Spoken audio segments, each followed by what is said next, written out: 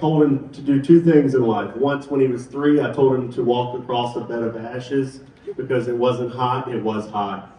He got really bad blisters on his feet. That's what big brothers are for. And then I told him to get his insurance license. One of those worked out really well. He is really good at selling Medicare. The stuff he's talking about, getting on the phone and having energy the way he does, is not necessarily the way that I did things and the way I did things work. But for the prospects that he's working with, like, you guys don't really understand. Like, we hear him, we laugh at his calls so much because he gets on and he'll say things like, "Hey, Mrs. Jones, how you doing?" Like, and I'm like, so it's a foreign concept to me to do that, but they're like, "Well, I'm doing pretty good." And all of a sudden, like, their day just got better and they don't even know who he is. I think they just assume they must know him, or I don't know, but it really does like change the call. Like, it rips them out of it jolts their nervous system or something. You know, they're sitting there. I like to say all my prospects on the phone are sitting in the house watching Gunsmoke. Everyone of them. And when Johnny calls, most people call, they think, nope, would rather keep watching Gunsmoke than talk to this guy. But when Johnny calls, they're like, "Holes and Gunsmoke. This guy seems interesting." So it is important. You know, he's harping on energy a lot. You know, he's got this whole process that he teaches, but like, it's crazy. I think 90% of it is in that bam at the beginning, because if he hits them right in the beginning, then he's setting the rest of the call up for success. Going into education is very important after that, because you're putting them in the right state of mind, building rapport to generate some authority, and that you know what you're talking about. Now they're willing to listen to you. You know, and that's not like he owes the 100%, but there's no such thing. You know, so he does really well at that, especially in the Medicare Advantage sale. So it's good. You know, like, if you really want to talk to somebody, we have 30 employees. We have a lot of them on the phones selling Medicare, a lot of them selling face-to-face. We have like legitimate W-2 in-house agents, and then we have field distribution, but 30 of those in-house. And of those in-house agents, like, let's tell you this, we have 3,000 downline agents, downline partners of ours. And 50% of our production is made up of 15 agents that work in my office, out of 3,000.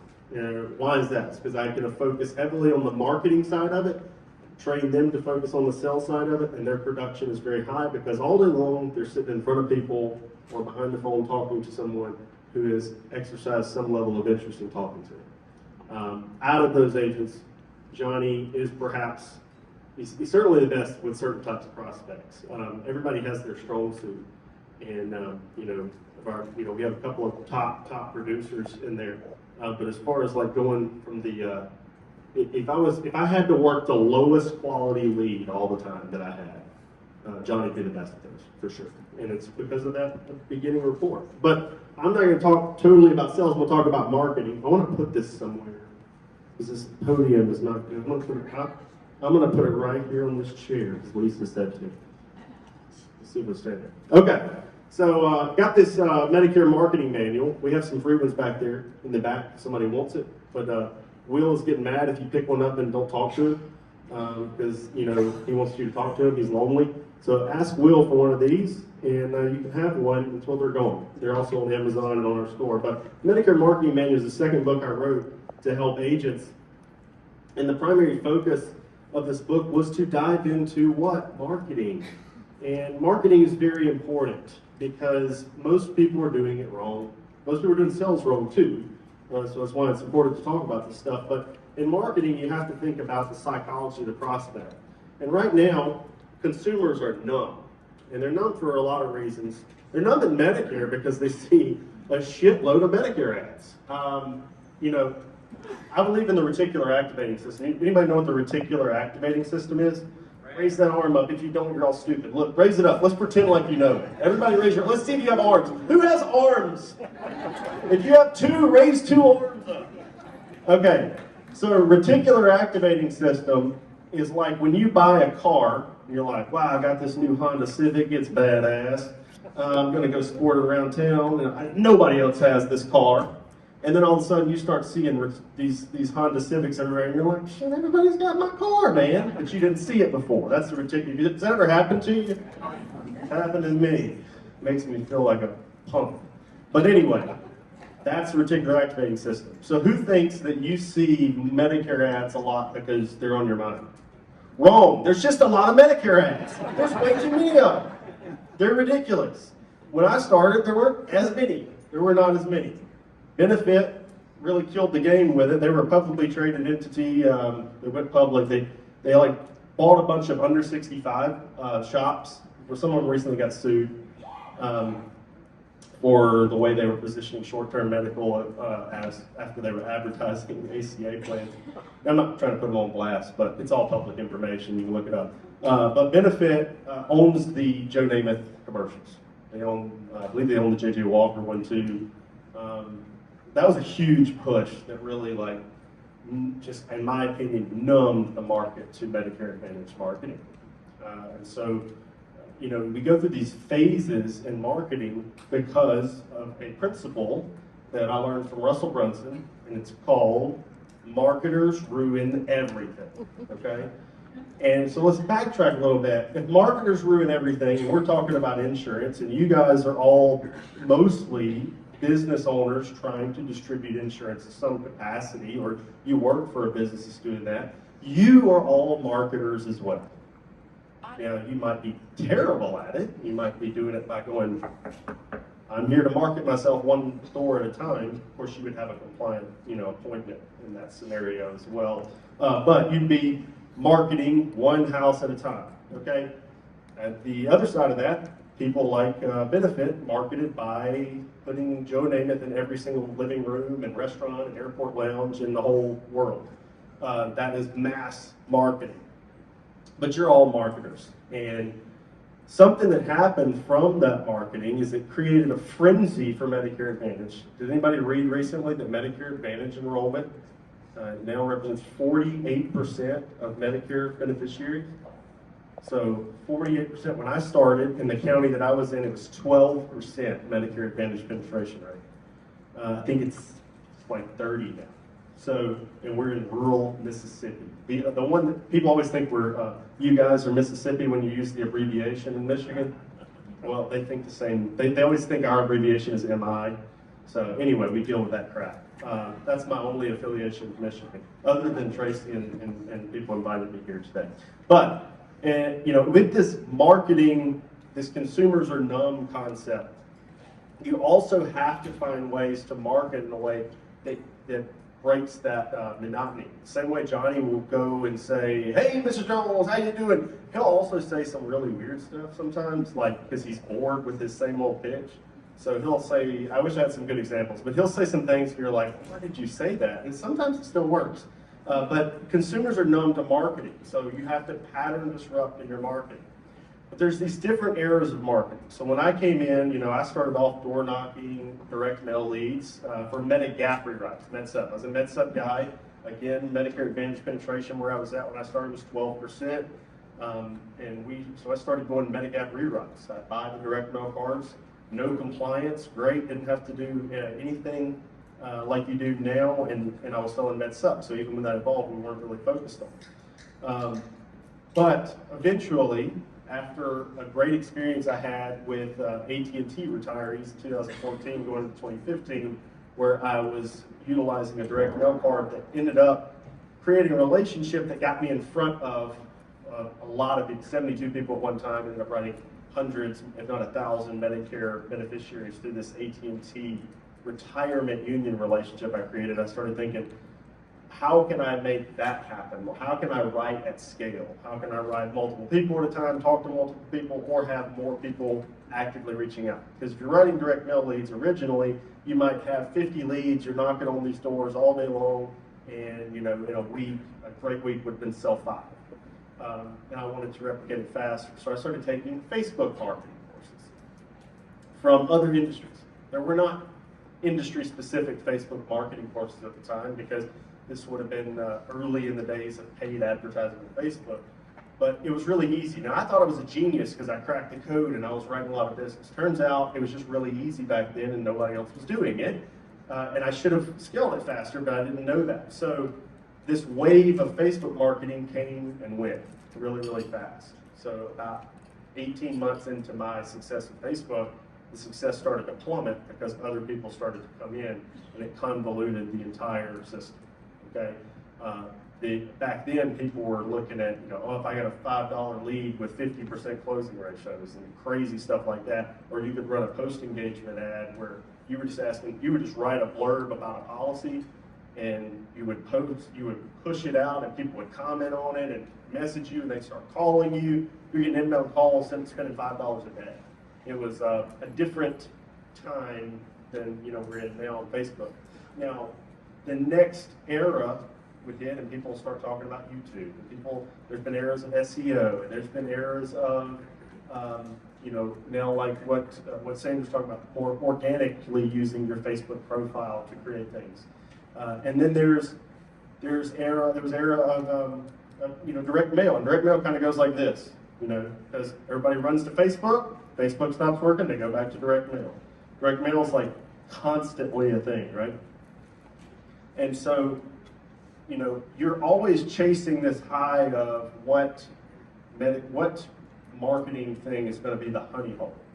But if I follow a new principle after chasing these honey holes, and we still find them, I follow a new principle that everything works a little, nothing works a lot. And I say that a lot because I think it's mostly true. 95% of the time it's true that everything works a little. But we get so wrapped up in looking for the super high return advertising approach. And then people will talk about, like, well, I get all referrals. That's great. We get a lot of referrals too. I get more referrals than you, I promise. But I get a lot of referrals because when I get referrals, I also am pouring a mountain of traditional media and social media advertising and direct mail and all that. So when somebody says, you should use Justin Brock or Bobby Brock Insurance or whatever, they already have heard of us.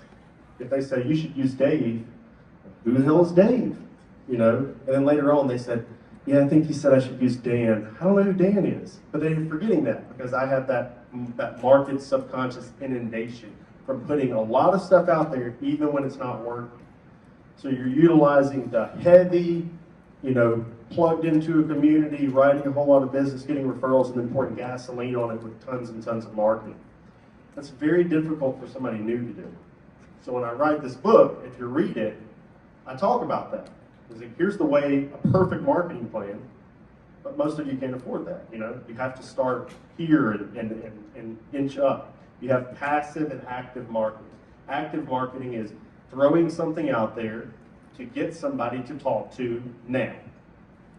It's putting a Facebook ad out there that gets a lead quicker. It's putting a direct mail piece out there that gets a lead quicker. All of that kind of stuff, right?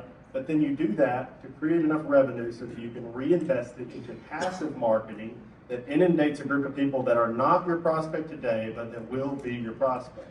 We use a lot of local television. I was talking to somebody earlier. I'm not telling you guys all run out and do local television, but we do use local television. We have for a while as part of our marketing.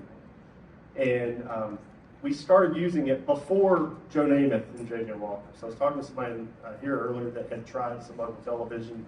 Apparently the television company used us as we helped them. I think he said they helped us improve our business by 30%, which is kind of crazy. I think they just pulled that out of their ass. But they were using us as an example of Medicare marketing. Getting into local television now, you are competing in a more numb marketplace than you were before. Because when they see a TV commercial for Medicare, there's another Medicare TV commercial, right? If you're throwing a direct mail piece in the mail and everybody's throwing direct mail out and says you can get 170 back, there's a point of diminishing return where those start to cost a lot more than they used to. If everybody's advertising the same thing on Facebook, so when someone teaches you, here run this, here do that, that's probably something a whole lot of people are doing, and you're now chasing the point of diminishing returns with everybody else. So the only way that we've been able to really consistently stand out is to educate and entertain for a long period of time, and we don't hyper-target people like we're going to target people who are turning 65 in the next 6 months. The real winners in our industry right now are targeting people way before that. We're advertising to them when Medicare's not even on their mind, but they know that Justin Brock is the Medicare guy. So when Medicare is on their mind, I'm already there. So then when you drop a piece of mail in the mail to them 3 months before, that's just another reminder that they should call Justin Brock and then listen to him for 5 or 6 years on TV. So people that can delay the gratification of the sale the longest, or spend the most money, or wait the longest, are able to, beat a lot of other people in the marketplace. And again, I tie that back to, like, I understand that, me sitting here with 30,000 active Medicare clients and a 3,000 person downline can afford to do that. But it's not like I started out affording to do that. That push happens a little bit over time, where you're siphoning more and more of your profits into long-term strategies and marketing. And so I really just want to push you to do that. Like, push you to think long-term about building a business that serves your clients and your employees and your agents, rather than trying to play this plan flipper game. If you really pay attention to this, and if you're on who's on Facebook, who's in Medicare Guru's Facebook group? Yeah. Not nearly enough. Not nearly enough. Fail. All fail. The Medicare Guru's Facebook group is a good place. Is somebody going to be mean to you in there one day? Probably. Somebody going to tell you they don't want to buy a Medicare plan from you one day? Probably so. Okay, it's okay. That group has a great search feature and file section, but just tons and tons of free crap in there. And people don't know how to use that search feature to look for it. But that's our Facebook group. Go check it out. If you're on LinkedIn, there's a guy on there. His name is Jared Strock, and he works for, used to be called CSG Actuarial, but he is an actuary that breaks down data from publicly traded companies. And if you want to see what's happening in the Medicare Advantage plan flipper world and call centers, you can go in there and look at his post where he breaks down eHealth, SelectQuote, and GoHealth's data that's public because they're publicly traded. So all of their profits, their lifetime values, their projections, all that's public. And he posted a big breakdown of all three of them the other day and said that GoHealth now has their lifetime value of a Medicare Advantage plan is $786. Well, I don't know, even if you're at street commission, most of you, if you're a broker, your lifetime value of your Medicare Advantage plan is way higher than that. But what's happening is all those call centers are eating each other's business. Because I'm going to do a test. If I called you, you're sitting there watching Gunsmoke, and I said, hello, this is Dave, and it didn't sound like my name was Dave. Maybe I sounded like I was from the Middle East. And I said, this is Dave, do you have Part A and B of Medicare? How many of you, if you did, would say, yeah, that's me? I said, okay, I'm going to transfer you to a licensed agent now. You said, great! Turn down Gunsmoke for that. Most of you are not going to do that. But if you did do that, if you were the person that did do that, you would also do it the next time somebody called you and said it, and the next time somebody called you and said it. And so these people's lifetime persistency on their clients have gone way down because they're all flipping the same group of gullible people that can be called by somebody from the Ukraine or the Philippines or Pakistan or somewhere, and just be flip. And it's not good. It's not good for the industry. It's led to a whole lot of complaints, and it's led to a whole slew of new compliance crap that you all have to deal with, even though I'm assuming 99% of this room had nothing to do with that. But the good news is, if you evolve, we're seeing an exodus of those agents. GoHealth just laid off 1,000 agents and a whole bunch of their C-suite executives, which is good. Or you know. Also, a whole lot of agents that don't want to adapt will slow down, or they'll quit offering Medicare Advantage or Part D plans. I'll say a whole bunch. I think most of them will actually adapt. But some of the ones that are maybe closer to retirement, things like that, they're just not going to adapt. And that's okay. But the good news is the Medicare Advantage eligible, the Medicare eligible population continues to increase forever, pretty much, for the foreseeable future. I think the trajectory they show through 2060 up to gets close to like 96 million or something. So that projection just continues to increase, but the more regulation they put on the marketplace, the less people will want to do it, or the higher the threshold is to entry. So the people that will jump over the hurdles to get into this market and work it will have a more prosperous future. And CMS keeps increasing your pay every year too, by the way. Have you noticed that? So it's not all bad news, right? I actually think it's positive. You know, I actively advocate against silly measures like what some of the stuff that's happening. But at the same time, if you adapt, you will do better. And so anyway, keep marketing well, keep educating, keep entertaining, keep doing the right thing. The referrals will build, and start siphoning off some of your money to long-term branding, focusing on the right people. And this can be a multitude of different ways. There's like a billion ideas in here.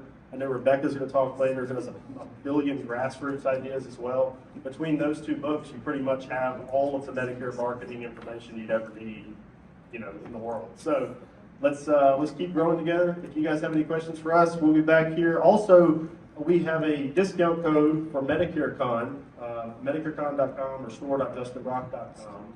You can buy Medicare Con tickets. April of next year. It's going to be really awesome. Who's been Medicare Con? All right.